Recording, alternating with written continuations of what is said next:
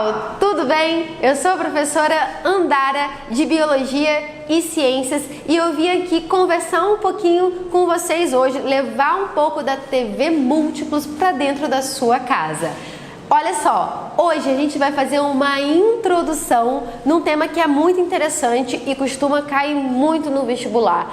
A gente vai falar sobre os ácidos nucleicos. Até antes das aulas pararem, a gente estava falando um pouquinho sobre as macromoléculas, né? E aí passando por lipídio, carboidrato, proteína, e agora a gente chega nos ácidos nucleicos, que são moléculas grandes que controlam o metabolismo celular. Então, se eu tenho moléculas que controlam o metabolismo celular, que molécula você acha que eu estou falando? De controle de metabolismo. Eu não posso falar, não posso esquecer de falar do nosso famoso DNA. Só que o DNA não é o único ácido nucleico que a gente tem. A gente também tem o RNA. Então são dois tipos de ácidos nucleicos que existem nos seres vivos. Por exemplo, o famoso coronavírus, o material genético dele não é DNA, ele é um vírus feito de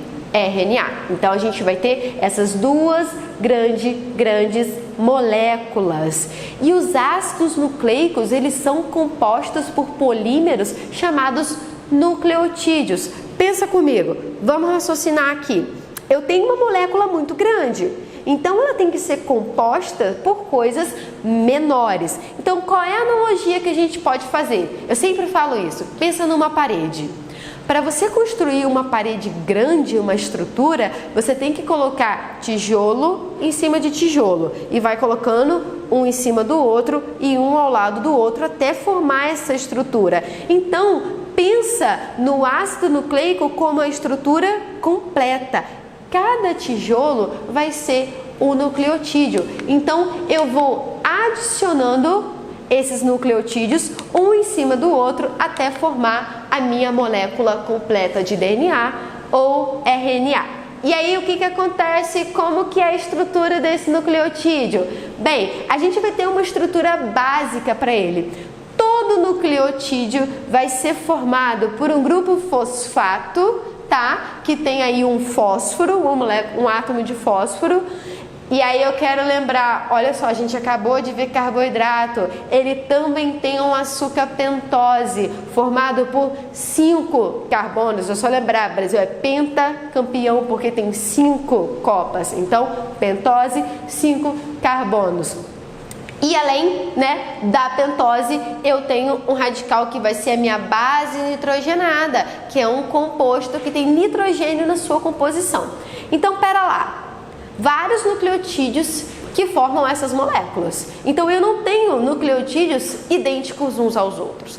O que eu tenho de diferença entre eles são duas coisas. Eu tenho pentoses diferentes entre esses nucleotídeos e bases nitrogenadas diferentes entre eles. Então vamos pegar o caderno e vamos fazer uma tabelinha para a gente ver as diferenças entre os nucleotídeos e as diferenças também entre o DNA e o RNA. Bem, para começar, os nucleotídeos a gente vai separar aqueles que são de DNA e de RNA. Todo nucleotídeo de DNA, o açúcar dele vai se chamar desoxirribose. Por isso que o DNA se chama ácido desoxirribonucleico. Já no nucleotídeo do RNA, a gente tem um açúcar chamado de ribose. Por isso o RNA ele vai se chamar ácido ribonucleico. Primeira diferença que a gente está vendo então entre DNA e RNA é o açúcar existente neles. A ribose no RNA e a desoxirribose no DNA. Ponto, show, né? Então vamos para a próxima diferença. Só relembrando aqui, fosfato, pentose e a base nitrogenada que vai compor o nucleotídeo dos ácidos nucleicos. O que acontece? Além da diferença no açúcar, eu vou ter diferença também nas bases nitrogenadas. Existem 5 tipos de bases nitrogenadas diferentes. O nome para colocar nos filhos de vocês: adenina, timina, citosina, guanina e uracila. 5 bases diferentes. A gente vai dividir essas bases em bases púricas e bases pirimidínicas. Nossa, mas o que é isso?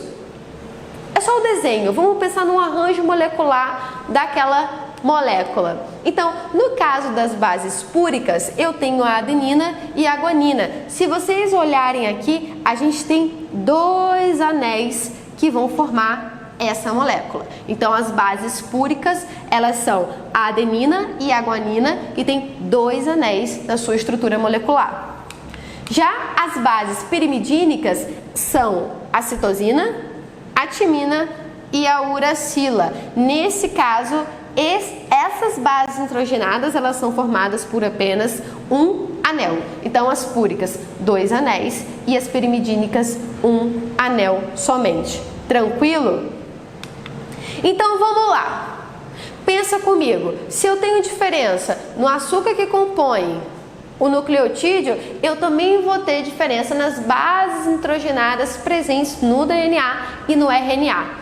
No caso do DNA, eu vou ter de base nitrogenada a adenina, a timina, a citosina e a guanina. No RNA, eu tenho uma pequena diferença. Eu tenho adenina, eu tenho citosina e eu também tenho guanina, mas não existe timina. Ali, o que a gente tem é a uracila.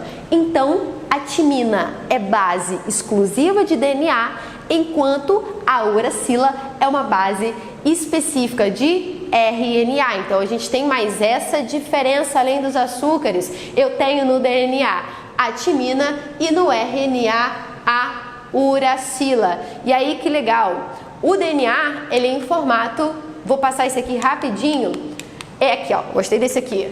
Ele é em formato de dupla hélice. O que significa? Pensa numa escada. Sabe aquelas escadas de ferro balança, mas não cai? Né? Que a gente sobe com medo de cair em forma de caracol? É como se fosse o DNA. A gente tem os corrimãos formados pela desoxirribose e pelo fosfato. E no meio da molécula de DNA, a gente tem bases nitrogenadas, uma ligada à outra. E aí o que você tem que saber? Não pode esquecer de jeito nenhum que a adenina sempre se liga à timina e a citosina sempre se liga à guanina. Então, nesse modelo aqui, ó, é como se o vermelhinho fosse uma adenina e o amarelo uma timina. O azulzinho uma citosina e o verdinho uma guanina. Uma adenina nunca vai se ligar a uma guanina, porque elas são específicas. Tranquilo? Então, se eu tenho 50 adeninas, eu obrigatoriamente tenho que ter 50 timinas, porque elas se pareiam. Então, não pode nem sobrar e nem faltar uma base nitrogenada na molécula de DNA, tá? A gente vai falar mais sobre DNA hoje e mais pra frente um pouquinho mais sobre RNA, porque hoje é só estrutura. Mais pra frente a gente vai ver os processos, tranquilo? E aí, onde esse DNA ele é encontrado nos seres vivos? Depende de que tipo de célula a gente está falando. Então, por exemplo, em células eucarióticas, que são aquelas que têm o DNA, né, envolto por uma membrana, envolto pela carioteca, o DNA vai estar presente ali dentro do núcleo, bonitinho, guardadinho, protegido, controlando toda a célula.